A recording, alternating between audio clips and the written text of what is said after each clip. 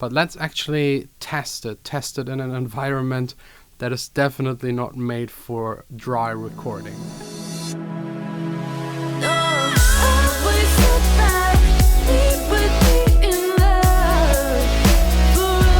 Hey guys, welcome to the studio. I got 3 really great news. I'm not feeling that sick anymore. That's really great. Like maybe 2 more days and I'm back to 100%. Number 2, my track Back to Back reached now almost 20,000 plays.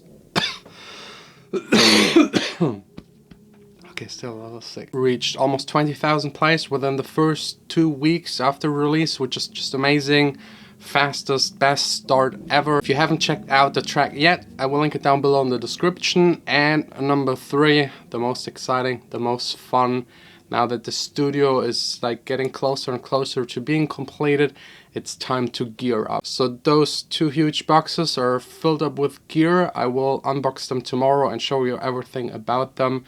Today it's first of all about testing my new microphone. I already mentioned it in yesterday's vlog because someone asked about my favorite microphone. This was the microphone of choice for me for several years. It's versatile all around, AKG Perception 220, but this is like a beginner entry-level microphone. Very robust. I still sometimes use it because I like the tone of it for certain voices, but there are definitely better alternatives. Very recently got the Aston Spirit. I have to say this is by far my favorite looking microphone. It just looks cool. Definitely my favorite design with the one by Rode, the black gold one. But of course with microphones it's not all about what they look like, it's all about the sound. It sounds really good, especially for the price point. I think it can compete with mics that are twice as expensive.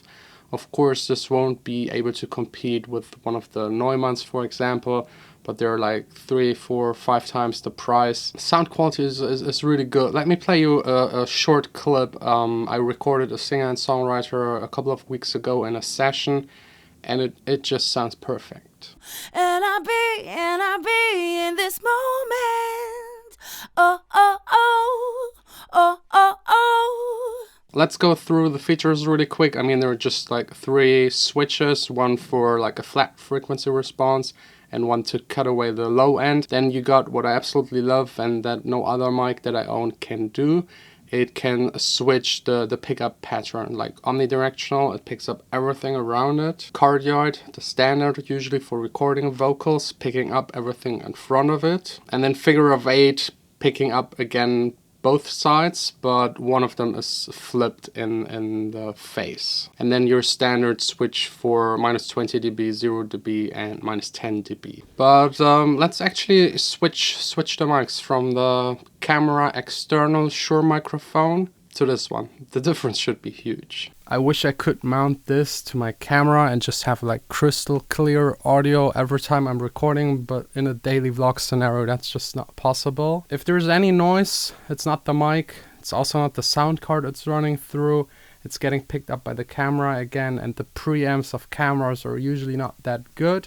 But let me assure you, this one is noise free and just sounds good. So for the money you get excellent quality, I think. Will be definitely my go-to mic in the next couple of years probably. Again, it's not like this high super class of vintage microphones that a lot of multi-million-dollar studios have, but this is enough for very professional use. And I think with a little bit of tweaking and post-production you can get even to the way more expensive microphones. I think in this league it's more really a matter of taste.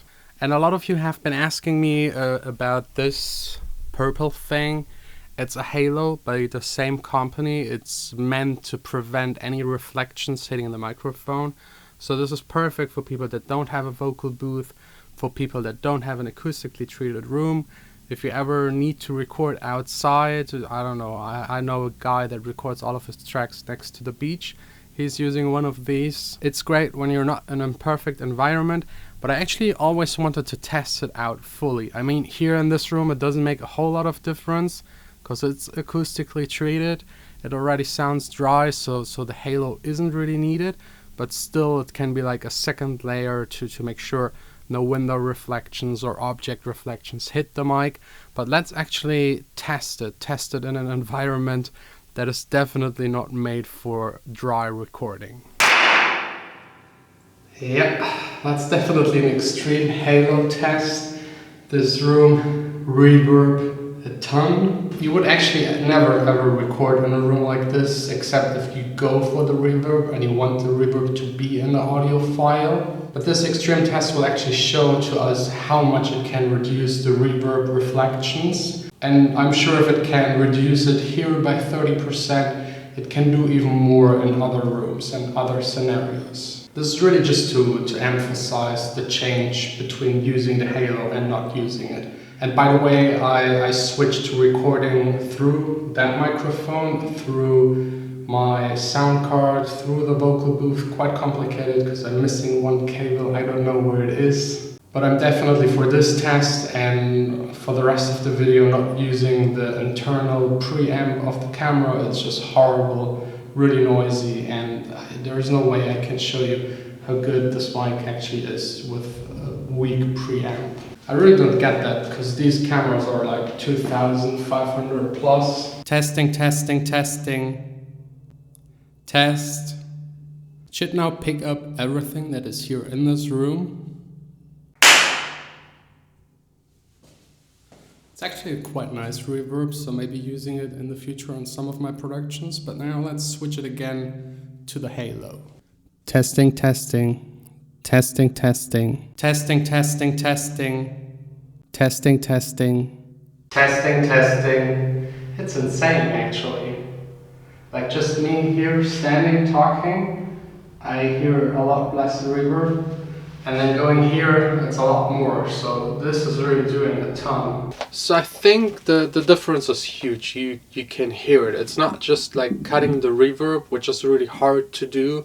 It's also making sure that the reflections don't overlap, that you have more of the direct sound, which you're definitely going for when recording vocals. Will I be using the halo? Probably not, because I got this nice vocal booth that is half finished. I positioned the camera in a way you can see the mess. By the way, the day after tomorrow we will continue constructing the vocal booth, so if you're interested in the construction process, just tune in. But back to the halo, I think it's great for like worst case scenarios. If you have no other option, if you're a bedroom producer and you can't do anything to the room, getting a halo will definitely make it usable. Maybe even putting a blanket around or like some foam, if you have, will definitely help. I also noticed, like, for recording vocals, the closer you go and the more you use your body to also cover the back part of it, the better the sound will actually be. I also walked around and just clapped in the hallway. It then doesn't really do a whole lot. It just can't get rid of that kind of reverb. Maybe if you clap behind it, you will hear a difference, but this opening is big enough to pick up anything. So for recording instruments, guitars and anything, I don't really see it being used, but for vocals and voices, 100%. And I know some people don't like halos. I also personally prefer the vocal booth, but again, if you have no other option, the halos are quite inexpensive compared to building a vocal booth, and then also you have to pay the monthly rent, so it's quite expensive. Maybe get a studio, rent it for a day or two if you're just occasionally recording vocals, or one of these. So yeah, all in all, great. I'm just not really sure about the color of the halo. That's really a matter of taste. I think I also got a version that is black and gray if you're not into purple. And if you're interested, just tune in tomorrow. The gearing up continues with these two huge new boxes and vocal booth construction over the next couple of days. Also the kitchen upstairs, which is like a big mess. And then hopefully also getting Studio A done. Studio B all finished, just the cable management. I know it's driving some nuts, but don't worry, I will take care of it. And if you're interested in renting this place, vocal booth and Studio B, there is an email down below in the description, as well as everything I've been talking about in the video, the halo, the mic. It's all linked down below. Thanks a lot for watching. We will see us hopefully tomorrow again. Sign out.